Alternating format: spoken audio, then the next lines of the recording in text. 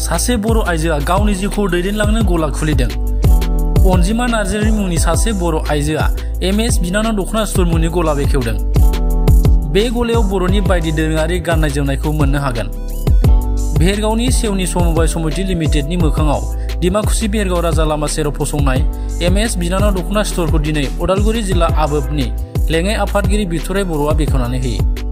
दिनैनि बे बेखेवनाय बुब्लियाव उदालगुरि जिल्ला एबसुनि बुंथिगिरि रहित बसुमतारी, खाग्राबारि एबसुनि आफादगिरि अजित बर', गाहाय नेहाथारि बड'सा दैमारि, भेरगाव एबसुनि गाहाय नेहाथारि जैथुन बर', उदालगुरि जिल्ला आबोबनि लोगो गाहाय नेहाथारि शर्मिला बर'जों लोगोसे ओनसोलनि गोबां अनसायगिरिफ्रा बाहागो लायो।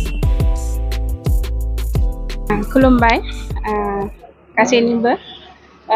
दिनै नैबे भेरगाव ओनसोलाव जोंनि खाग्राबारि दख'रानि सिङाव थानाय खासिया फोथार गामिनि बिनानाव अनजिमा नार्जारिया नैबे भेरगावनिफ्राय डिमाकुसि रुट बे लामा सेराव गंसे माने जोंनि बर'नि गाननाय जोमनायनि मोनसे गला खुलिदों।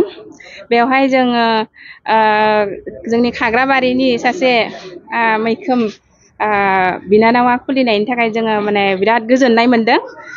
बेवहाय जों सासे आइजोआ गला होनानै जानाय माने सोलिनो हानाय सिख्ला बैसोनिफ्राय गावनि नाजानायनि गेजेरजों गावनि थांखिखौ सहैनायनि मोनसे लामाखौ लादों। बेवहाय जों गोजोननाय मोनदों।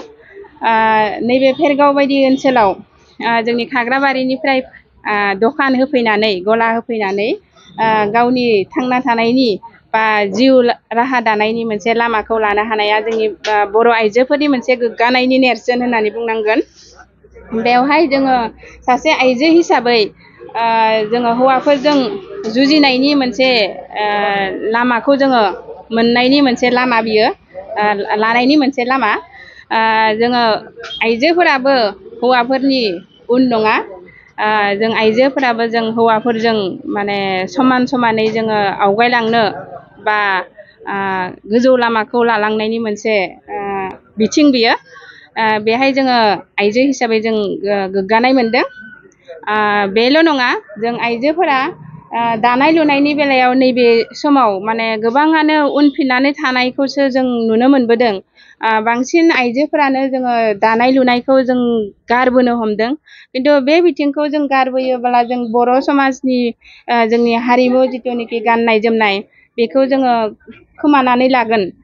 बेखायनो जोङो बे जोंनि जिथुनिखि कालसार बेखौ जोङो आवगायलांबाय थानो नाजानांगोन। आइजोफोरा दानो लुनो नाजानांगोन। लोगोसे बेबायदि बेफार फालांगिखौ जों आखाइ होनांगोन। अब्लासो जोङो बर' हारि हिसाबै बर'नि हारिमुखौ जों लाखिनो हागोन। बेखौनो आङो खावलायदों जे बर' आइजोफोरा गुबुन हारिजों जुजिनो हानाय बादि गुबुन कालसारजों गुबुन हारिनि कालसारजों जुजिनो हानाय बायदि जोंनि बर' आइजोफोराबो आवगायलांनो हागोनखौ आङो आसा फारिदों।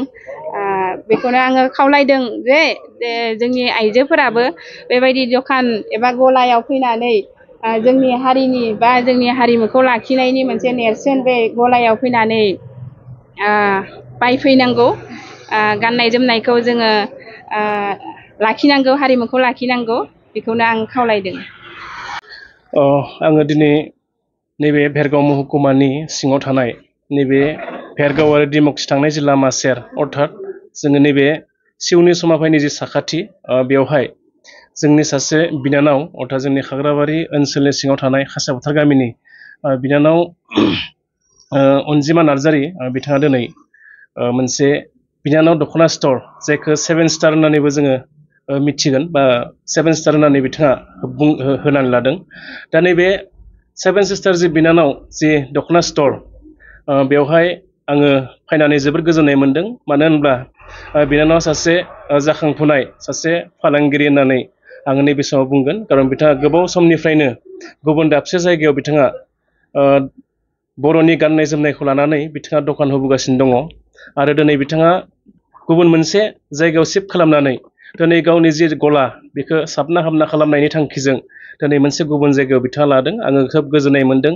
आरो आं खावलायगोन बिनानावनि जि मोनसे दखान, जि दख'ना दखान, बयखौबो खावलायगोन जे जोंनि बे भेरगाव महकुमानि बा भेरगाव सारियालियावनो साखाथियावनो जि भेरगाव आरो डिमाकुसि थांनाय जि लामा सेरनि जि मोनसे जायगा जायखौ जोङो बयबो आं दै होननो बुंदों जे सिउनि समावहायनि जि साखाथि बेवहाय बयबो फैनानै जि बर'नि जि नांगौ जिखिनि गानग्रा जिखिनि दख'नानिफ्राय लानानै आर'नाइ गामसा गस्ला जिखिनि नांगौ मुवाफोर बर'नि गाननाय जोमनाय बेखौ मोननो हागोन आङो बयखौबो बिनानावनि जि गला बेयाव फैनानै आङो बायफैनो थाखाय आं खावलायगोन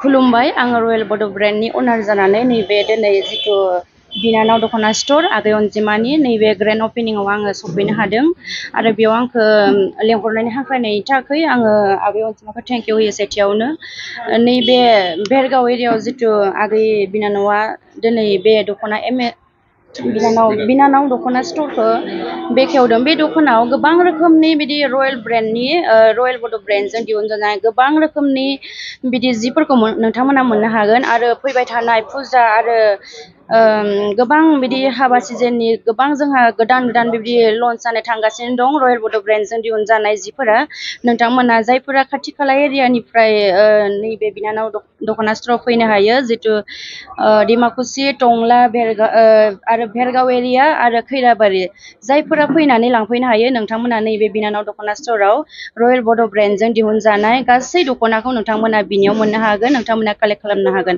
आरो आंनिल' नङा आंनि रयेल बड' ब्रेन्डल' नङा आरो गोबां रोखोमनि बायदि रोखोमनि बेयाव दख'ना मोननो हागोन जेरै गामसा रेगे रेगां फास्रा आर'नाइ आरो बिदि गुबुन ब्रेन्डनि जिथु दायो बर'फोरा जायफोरा दिनै गावबा गावनि ब्रेन्ड बानायनानै बेबायदि दख'ना बानायगासिनो दं बिथांमोननि ब्रेन्डखौबो नोंथांमोना लांफैनो हागोन आरो नैबे बिनानाव दख'ना स्ट'राव नोंथांमोननि जिथु नांगौ जानाय जोंनि आब' आगै बिनानाव आइ आफामोननो गाननो जोंनि बर' ट्रेडिसनेल ड्रेसखौ नोंथांमोना बेहाय गासै रोखोमनि जिखौनो नोंथांमोना मोननो हागोन आं बेखिनिखौनो बुंनानै बे समखौ दोनथ'नाय जाबाय थेंक इउ खुलुमबाय आंनि मुङा अनजिमा नार्जारि दिनै एमएस बिनानाव दख'ना स्ट'रखौ बेखेवनाय जाबाय बेखौ बेखेवबाय उदालगुरि जिल्ला आबोबनि लेङाइ आफादगिरि मुस्रिमा बिथराइ बर' बिथाङा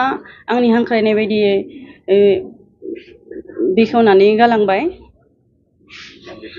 आं बेयाव जोबोर साबायखर बावदों भेरगाव सिउनि समस्ति ना समाबाइनि मोखाङाव बे एमएस बिनानाव दख'ना स्ट'रखौ बेखेवनाय जादों बेयाव जोंनि जेनेबा आइजो माहारिनि जेनेबा गाननाय जोमनाय गासैखौबो नांगौ बायदि मोननो हागोन गोदान कालेक्सनफोर मोननो हागोन ओमफ्राय नोंथांमोना मोनसे गोदान कालेक्सनफोर मोननो हागोन ओंखायनो बयखौबो आंनि एमएस बिनानाव दख'ना स्ट'राव फैनो थाखाय गुरै खावलायहरबाय